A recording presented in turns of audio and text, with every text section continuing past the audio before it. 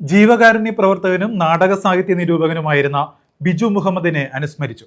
T A Razak ഫൗണ്ടേഷന്റെ നേതൃത്വത്തിൽ കരുനാഗപ്പള്ളിയിലാണ് അനുസ്മരണം സംഘടിപ്പിച്ചത്. ജീവകാരുണ്യ പ്രവർത്തകനും നാടക സാഹിത്യ നിരൂപകനുമായിരുന്ന ബിജു മുഹമ്മദ് അനുസ്മരണം സംഘടിപ്പിച്ചു. ടി എ റസാഖ് ഫൗണ്ടേഷൻ കരുനാഗപ്പള്ളിയിലാണ് അനുസ്മരണം സംഘടിപ്പിച്ചത്. നഗരസഭാ ചെയർമാൻ പി സോമരാജൻ ഉദ്ഘാടനം ചെയ്തു.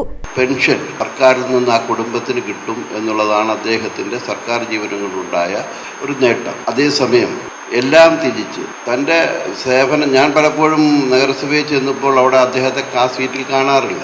ഇതെല്ലാം അദ്ദേഹം കാണാതാകുന്നതെന്ന് പറയുന്നത് അദ്ദേഹത്തെ സംബന്ധിച്ചിടത്തോളം ഈ പൊതുപ്രവർത്തന രംഗത്ത് അദ്ദേഹം എന്താശിക്കുന്നുവോ, ഈ പരിശുദ്ധമായ റംസാൻ മാസത്തിൽ വിശക്കുന്നതിൻ്റെ വേദനയും പട്ടിണിയിരിക്കുന്നവൻ്റെ വേദനയും ഒന്നാണെന്ന് വ്യവച്ഛേദിച്ചറിയുക, അത് തനിക്കും കൂടി പട്ടിണിയില്ലാതെ ജീവിക്കുന്നവനും പാരവശ്യമില്ലാതെ ജീവിക്കുന്നവനായി എനിക്കും കൂടി പട്ടിണിയും പരവേശവും ഉള്ളതാണ് മനുഷ്യ ജീവിതത്തിലുള്ളതുകൊണ്ട് അവരുമായി താതാത്മ്യം പ്രാപിച്ചുകൊണ്ട് ഉള്ളവനും കൂടി ഇല്ലാവത്തിൻ്റെ വേദന മനസ്സിലാക്കിക്കൊണ്ട് സ്വയം അതായിത്തീരുന്ന ജില്ലാ പഞ്ചായത്ത് അംഗം നജീം മണ്ണേൽ അനുസ്മരണ പ്രഭാഷണം നടത്തി.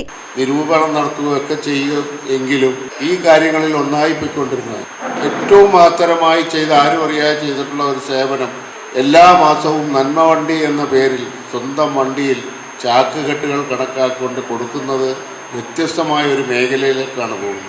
അതായത് എയ്ഡ്സ് ബാധിച്ച് ആരും തിരിഞ്ഞു നോക്കാനില്ലാതെ പാർശ്വവൽക്കരിക്കപ്പെട്ട ആൾക്കാർ 33 പേര് താലൂക്കിലുണ്ട്, 33 കുടുംബം.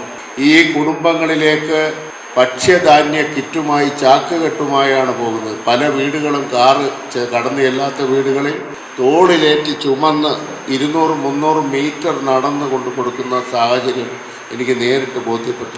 Foundation chairman Reji photo park അധ്യക്ഷത വഹിച്ചു. കോട്ടയിൽ രാജു, കൗൺസിലർ സിംലാല്, സജീവ് മാമ്പറ, ഷിഹാൻ ബഷി, ബഷീർ അവർമാക്സ്, സി ജനചന്ദ്രൻ, ഷാജി ചാവടി തുടങ്ങിയവർ പങ്കെടുത്തു. തുടർന്ന് ഇഫ്താർ സംഗമവും നടത്തി. News bureau, Karunagappally.